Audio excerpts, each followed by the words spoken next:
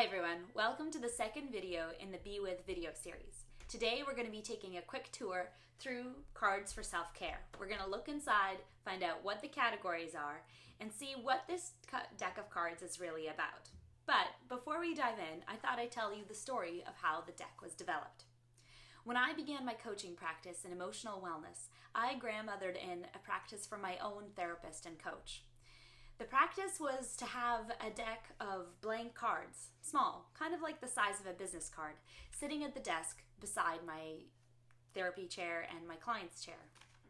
And what would happen is that throughout the course of our conversation and our session, my client and I would co-create a prompt, something for them to work with throughout the week before they saw me again. Perhaps something as simple as, some things take time, or I get to give myself what I need. Sound familiar? As the months went on and my practice developed, I realized that my clients and we were co-creating the same prompts over and over and over again. Now, partially, this has to do with the kind of client I see, but the other part of it is that it's basic fundamental work around developing skills in awareness and self-compassion. Constantly, I was helping people learn how to give themselves permission to feel what they need to feel and to give themselves what they need. And so that's how the idea for the deck was born to be.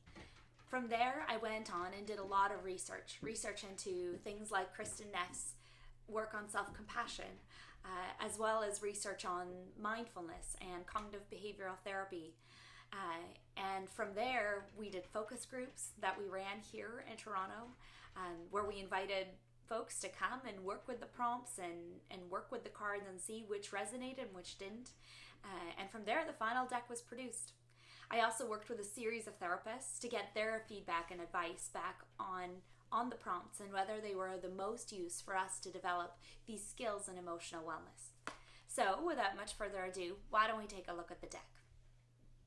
The deck opens up on the right-hand side, right here, like a matchbox. Once you've got it open, the first thing you're going to notice is that the first three cards are not prompts. Let's put those aside for now. The first card is the title card. On the back, you'll find our website, my personal coaching website, and information about all the folks that helped to make the deck possible, as well as our Instagram and Facebook handle, which we love for you to check out and follow along, of course. Then you'll find an introduction from me, talking a little bit about the why behind the deck, as well as a description of all the categories that are in the deck. Then you'll find a single card that suggests uses, whether you're using the deck alone, with another, or in a group. At the bottom, there's a note that says that we would love to hear if you find uses for the deck that we don't mention in here. I bet there's dozens and dozens that even I haven't thought of, and so I'd love to hear what you come up with. Now, let's take a look at the cards. The cards come in 6 different categories and 6 corresponding colors. There are 36 in total. Let's begin at the back. The first category is Ask. There are 6 cards in the Ask category, and these are questions to help you be aware of and honor what you feel and what you need.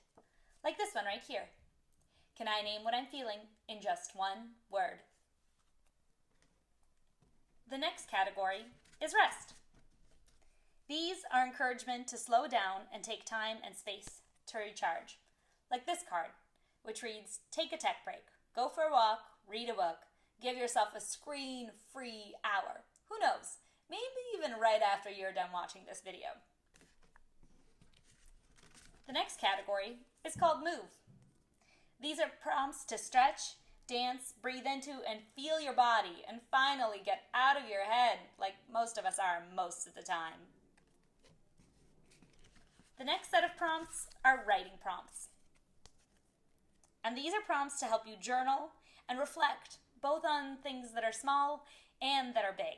Like this card, which suggests picking a meaningful person in your life and writing them a letter, and then mailing it or keeping it somewhere special.